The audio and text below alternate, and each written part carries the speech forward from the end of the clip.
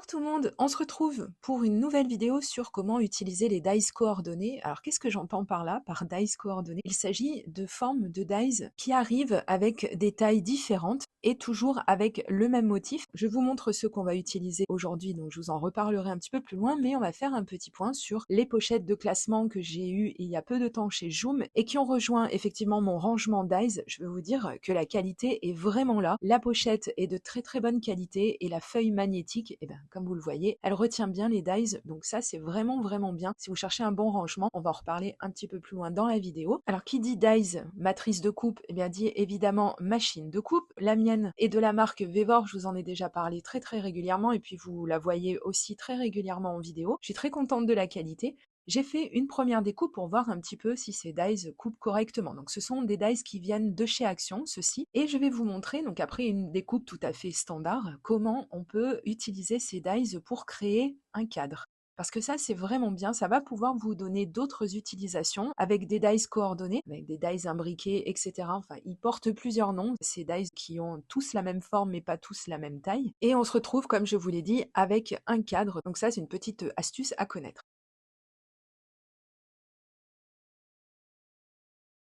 J'ai découpé un morceau de papier pour obtenir une base de carte comme j'ai l'habitude de le faire et j'avais un petit reste de papier, donc je vais retailler ce papier puisque à la base je devais m'en servir sur une carte, mais finalement je vais changer d'avis et changer de couleur, mais enfin c'est pas très grave, je l'aurai découpé quand même et puis il me servira forcément dans une prochaine création.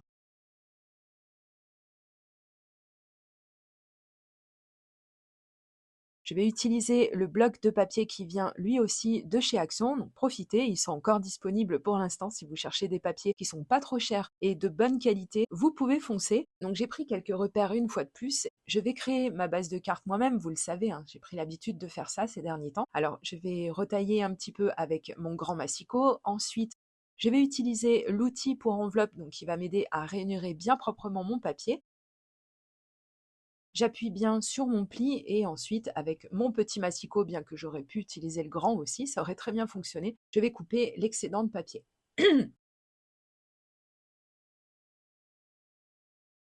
Dans cette création, je vais utiliser ce set de tampons. Rappelez-vous, si vous avez vu le haul de Joom que je vous ai présenté il y a quelques vidéos en arrière, ce set de tampons fait partie d'un lot de 4 tampons qui est vraiment très peu cher. Donc si les tampons en anglais ne vous font pas dresser les poils, eh bien écoutez, franchement foncez parce qu'ils ont une très bonne qualité. Et pour le prix, avoir 4 planches de tampons, bah vraiment ça vaut le coup. Pour être sûr de réussir mon tamponnage, je vais bien évidemment utiliser ma Stamp Plateforme, ma plateforme d'aide au tamponnage.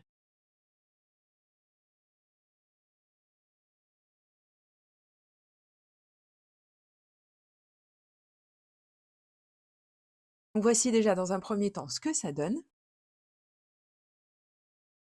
Et je vais continuer en utilisant des papiers un petit peu chargés comme ça. C'est pareil, ça va vous donner encore d'autres idées. Je vais sélectionner 2 papiers, alors vraiment bien chargés. Ceux-ci sont vraiment pas simples à utiliser, je trouve, mais je vous ai déjà donné plein d'idées, donc j'ai une playlist qui est dédiée et je vous laisserai aller la visionner parce qu'il y a plein d'astuces pour utiliser ce genre de papier qui est très beau mais jamais vraiment facile à utiliser. Je vais faire 2 découpes, donc déjà dans un premier temps sur un des papiers chargés, le deuxième me servira pour la deuxième carte, puisque oui, il y aura 2 cartes.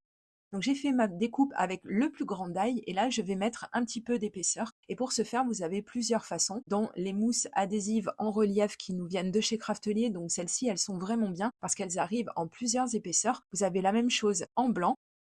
Vous avez également des rouleaux en noir ou en blanc. Alors après, c'est vous qui voyez. Je trouve que c'est bien d'avoir et les noirs et les blancs, tout dépend de l'utilisation. Je vais mettre quelques petits carrés de mousse à l'arrière de ma première découpe.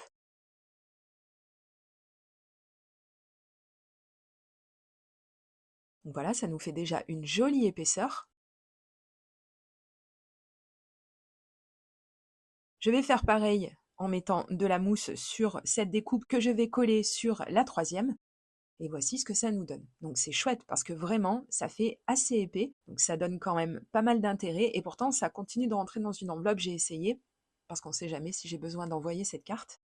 Et ensuite, je vais utiliser la colle liquide, puisque vous le savez que j'aime beaucoup la colle liquide, notamment la colle Tombow, et elle est vraiment bien, elle coûte pas très cher, et alors celle-ci, c'est vraiment une des meilleures colles que je possède.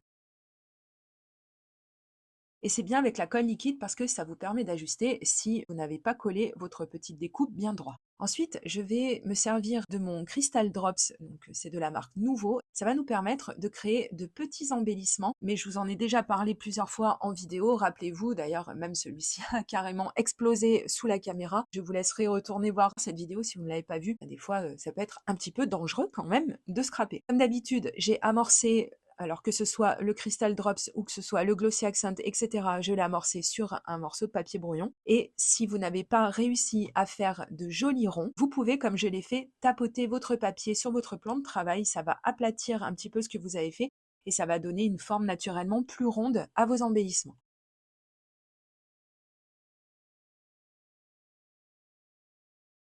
Et je ne ferai rien de plus pour cette carte.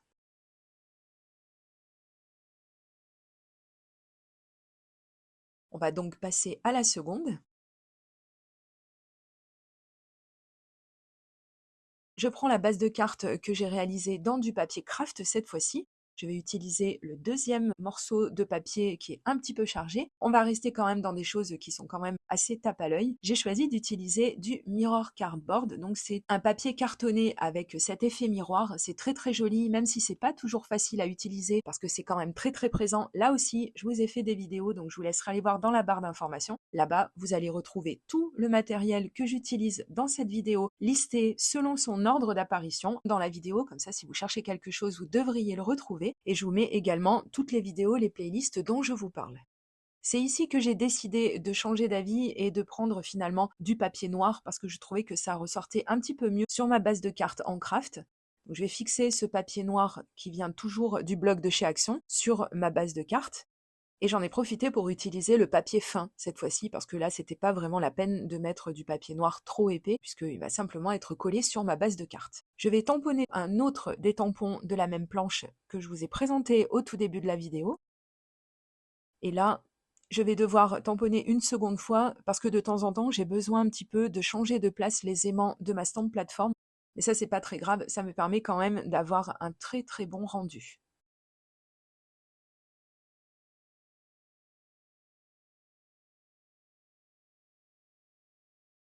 Alors, je prends le petit cadre que j'ai découpé selon la méthode que je vous ai donnée. Je vais le fixer avec la colle Tombow sur la découpe que j'ai effectuée juste auparavant et sur laquelle j'ai effectué mon tamponnage. Donc là, encore une fois, on est bien content d'avoir de la colle liquide parce qu'il faut vraiment bien mettre le cadre comme il faut sur la découpe, sinon c'est pas très joli. Donc là, ça donne vraiment un rendu déjà vraiment sympa. Je vais continuer dans le relief parce que j'avais envie de mettre un petit peu de relief. Et je vais utiliser encore une fois de la mousse qui vient de chez Craftelier. Mais celle-ci, elle est un petit peu différente puisqu'elle se présente sous forme de bande. Je vous en ai déjà parlé. Alors, ce qui est bien, c'est qu'on peut déjà découper la quantité désirée. Elle colle très bien, mais on peut quand même ajuster, comme vous avez vu, si on n'a pas mis la bande exactement où on voulait. En plus, elle est très économique, donc je vous ai déjà dit tout le bien que j'en pensais de toute façon.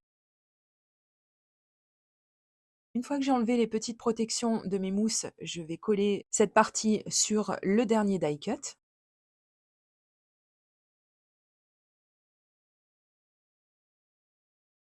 Et voici ce que ça donne. Alors ensuite, je vais sélectionner un papier qui a des couleurs qui se rapprochent de celles de mon papier très chargé. Je sélectionne un papier de couleur qui se rapproche le plus de ce que je recherche.